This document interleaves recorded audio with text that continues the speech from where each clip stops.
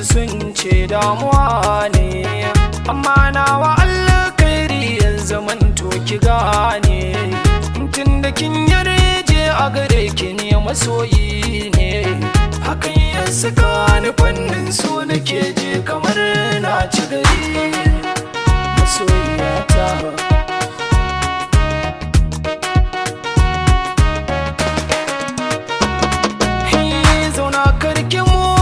Sakon kwakwalwa na furta ke cikin kasaya nazarin ta duka yayyawaita.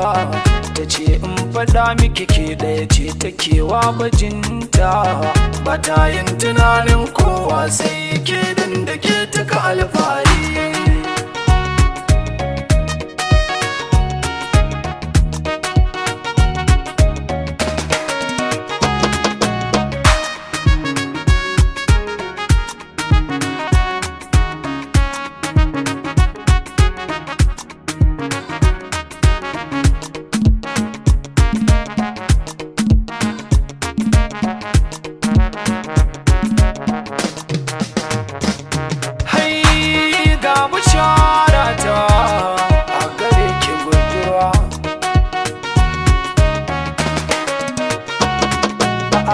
Gaskiya ki gane ke dangaranta daban ce, fannin so da kauna kin zam kamar garkuwa ce.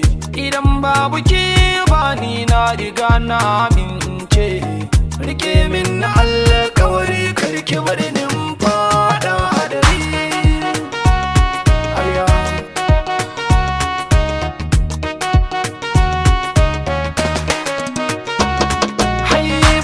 Min kallamar so da bakin kin saurara, kice min ni kadai kika yi wasan gaske ba kwara.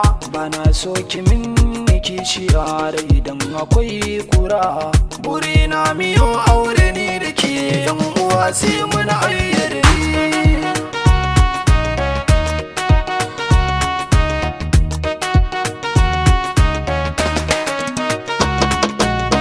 akwai bashara bude kunne na furta.